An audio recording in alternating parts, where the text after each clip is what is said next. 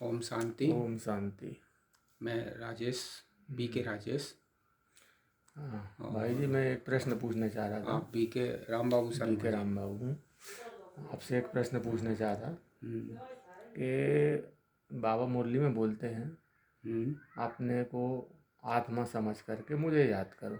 हाँ, तो ये आत्मा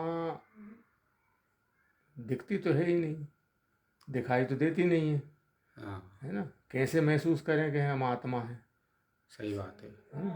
तो हाँ। उसके बारे में थोड़ा सा आप बताइए। देखो क्या है, बाबा जो बताता है आत्मा के बारे में कि आप सब आत्मा हो और आत्मा को समझो कि आप सब आत्माएं हो, आत्मा सब भाई भाई हैं। उसका उद्देश्य ये है समझाने का कि पहली बात तो हम जिसे जाते हैं कि आत्मा रहती कहाँ पे है। भाई ये शरीर है, शरीर में आत्मा का निवास स्थान कहाँ पे है। तो कुछ लोग बोलते हैं कि यहाँ सीने पे है, अंदर है दिल में आत्मा। कोई बोलता है कहीं और है आत्मा, कहाँ पे है। तो सही पूछो तो आत्मा को जो रहने का जगह है वो है हमारी दोनों भ्रुकुटियों के बीच में। अच्छा। भ्रुकुटियों के बीच में जो तख्त होता है, अकाल तख्त, उस पे आत्मा विराजमान होती है। अब आत्मा अगर इधर होती सीने पे तो उसको देखने में कि हम क्या कर रहे हैं, सामने से कोई चीज़ आ रही है कि नहीं आ रही है, तो वो पता कैसे चले। वही आत्मा अगर नहीं देख पाएगी, इधर रहेगी, तो कपड़े पहन लिए ऊपर हमने, तो उसके बाद तो आत्मा देख ही नहीं पा रही कि क्या है। तो भ्रुकुटी के बीच में रह कर के आत्मा आँखों से, दोनों आँखों से जो भी प्रक्रिया होती है सामने, उसको देखती है। उसको देखती है और फिर बुद्धि को बताती है। मन के द्वारा फिर कार्य होता है इसमें। कानों से सुनती भी है, कानों से सुनती भी है, मुख के द्वारा आत्मा मुख बोलती के भी द्वारा है। बोलती है। मतलब ये शरीर एक इंस्ट्रूमेंट है आत्मा हाँ, का। ये शरीर एक इंस्ट्रूमेंट है आत्मा का। ये इस शरीर बॉडी के जो है, द्वारा अपना कार्य करती है। हाँ, गाड़ी की तरफ समझो कि आप, एक ये गाड़ी है और आत्मा ड्राइवर है। तो आत्मा इस गाड़ी को चला रही है अपने हिसाब से। तो अब ये गाड़ी को कैसे चला रही है, तो वो आत्मा को इधर ही रहना पड़ेगा, भ्रुकुटी के बीच में। ताकि सही तरीके से गाड़ी चल सके। किसी लोगों ने, कई पुराने लोगों ने बोला है कि आत्मा यहाँ होती है, हृदय में होती है। तो आत्मा हृदय में नहीं होती है। आत्मा का मुख्य स्थान भ्रुकुटी के दोनों बीच में अच्छा, है। एक प्रश्न और पूछना चाहता हूँ। आपने जैसे बताया कि आत्मा भ्रुकुटी के बीच में, हाँ, मस्तिष्क के नीचे, दोनों मस्तक आँखों के के नीचे, बीच में, हाँ, दोनों वहाँ आँखों के उसका बीच। बैठने का स्थान है, जी सीट है जी मतलब। जी हाँ। तो अपन को अनुभव कैसे हो कि हाँ आत्मा है अपन। भाई ये उस तो मालूम ही नहीं पड़ पा रहा कि हम आत्मा हैं, वो कैसे मालूम पड़े। सही बात है। उसके लिए एक थोड़ा सा उदाहरण के रूप में बताते हैं। क्योंकि जब हम परमात्मा की बात करते हैं, परमात्मा की बात करते हैं, तो परमात्मा ही हमें ये ज्ञान देता है कि हम आत्मा हैं। तो उससे पहले हमें अपने को समझने से पहले परमात्मा को भी समझना पड़ेगा। इस संसार जगत में परमात्मा, जिनको हम बोलते हैं शिव, अब शिव जो हैं उनके मंदिर कई जगह बने होंगे। आपने देखे होंगे कि 12 ज्योतिर्लिंग जो बने हुए हैं वो शिव जी के बने हुए हैं, शिव बाबा के हैं। अब शिव बाबा के जो 12 ज्योतिर्लिंग बने हुए हैं, उनको समझने के लिए और आत्मा को समझने के लिए एक उदाहरण है कि लोग किस तरीके से उसको समझते हैं। कि शिवलिंग बोलते हैं उसको, ज्योतिर्लिंग बोलते हैं। और ज्योतिर्लिंग का मतलब क्या होता है, कैसे समझाएं उसको उदाहरण में, कि आप आत्मा हो। तो हमने पहली, दूसरी, चौथी, पांचवी की किताबें जो भी है उनमें हमने पढ़ाई करी है छोटे बचपन में। तो वहाँ पे आता था स्त्रीलिंग और पुरुषलिंग।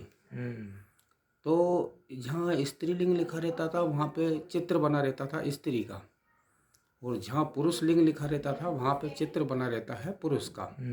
इसका मतलब उद्देश्य ये समझ में आता है कि जो स्त्री का चित्र है उसके नीचे स्त्री लिंग इसलिए लिखा हुआ है कि ये स्त्री का चित्र है।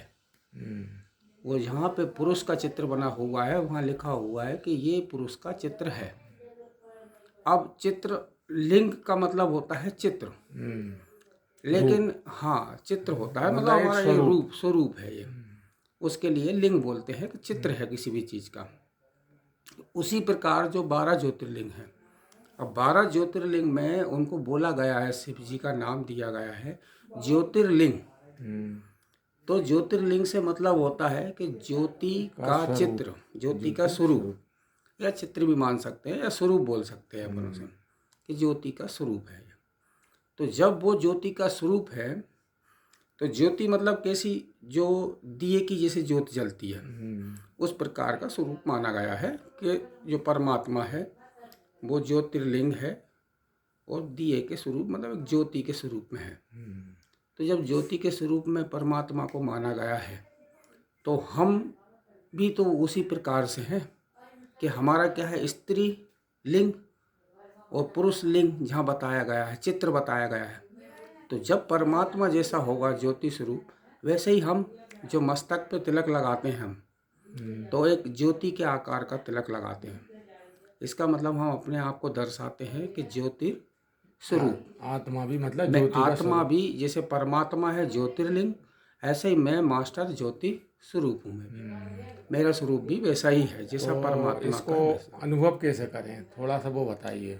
अनुभव करने के लिए ये है कि जैसे परमात्मा ने बोला गया है कि एक बिंदी है, ज्योति बिंदी हूँ मैं, परमात्मा कहता है कि मैं ज्योति बिंदु हूँ।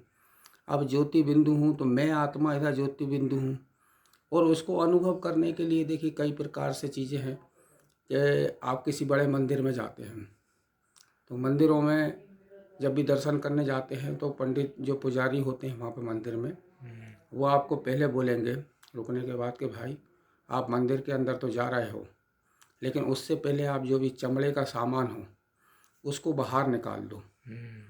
तो हम सब लोग नॉर्मल तरीके से अभी क्या करते हैं कि जो बेल्ट है, पर्स है, जो भी चीज़ हमारे पास चमड़े की होती है हम उसको निकाल देते हैं। लेकिन जो विशेषता जो बताई गई है, किस उद्देश्य से बताया गया है कि चमड़े का सामान निकाल दो, तो जो परमात्मा जहाँ अंदर, जहाँ मूर्ति के हिसाब से हम दर्शन करने जा रहे हैं, वहाँ परमात्मा के स्वरूप का दर्शन तब होगा जब हम स्वयं को ये शरीर रूपी चमड़ा ये समझ करके मंदिर के अंदर प्रवेश ना करें।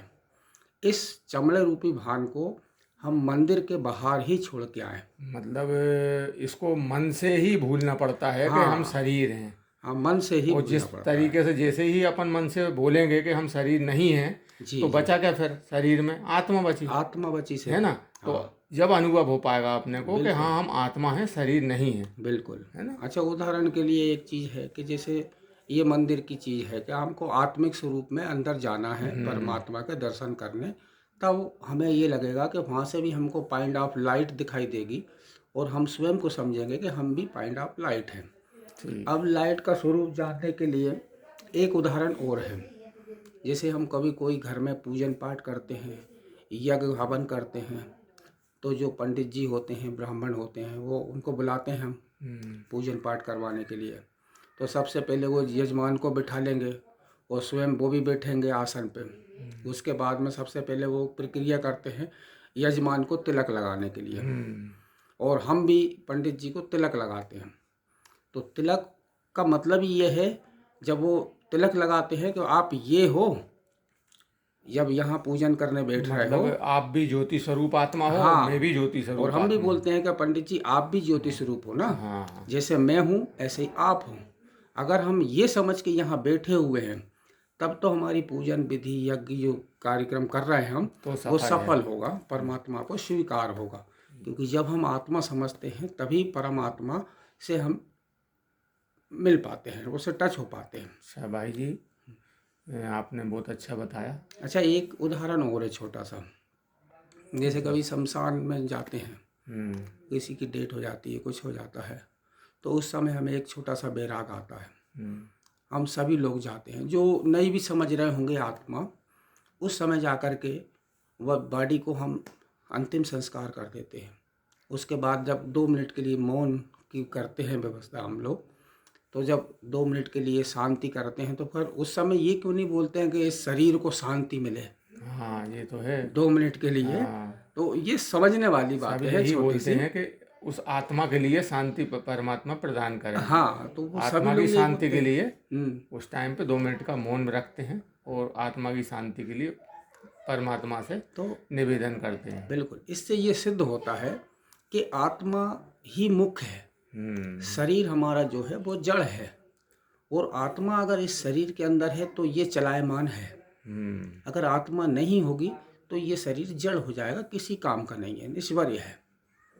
ये चीज मतलब है, आत्मा को अपन मन और बुद्धि के द्वारा मन और देख बुद्धि के सकते द्वारा हैं, देख अपने सकते अंदर हैं, की जो समझ आत्मा सकते हैं, महसूस कर सकते हैं कि हम पॉइंट ऑफ लाइट है। जैसे महिलाएं बिंदी लगाती ना हैं कि मस्तक शरीर पे, है। हाँ, महिलाएं बिंदी लगाती हैं, हम लोग मस्तक पे तिलक लगाते हैं, तो वो उसी का स्वरूप होता है कि हम ज्योति स्वरूप हैं। तो भाई हमारा जो परमात्मा है वो ज्योतिर्लिंग है। ज्योतिर्लिंग परमात्मा शिव बाबा है, वो हमारा पिता है और हम उसके बच्चे हैं, मास्टर ज्योतिर्लिंग होते हैं हम लोग। ये हमें शक्ति प्रदान करने के लिए ये बात बताई जाती है कि मैं अगर ज्योतिर्लिंग हूँ, मतलब सर्वशक्तिमान हूँ, तो तुम मेरे बच्चे हो, मास्टर सर्वशक्तिमान, मास्टर ज्योतिर्लिंग। तो जिस प्रकार से परमात्मा सर्वशक्तिमान है, उसके अंदर सब शक्तियाँ, सब गुण हैं, सब कलाएं हैं उसके अंदर, तो हम आत्मा जो उसके बच्चे हैं, हमारे अंदर भी वो सब होना चाहिए। बिल्कुल, वो तो चीज़ है हमारे अंदर, क्योंकि हम जब आत्मा अपने आप को समझेंगे तो हमारे अंदर स्वाभाविक है वो गुण आएंगे।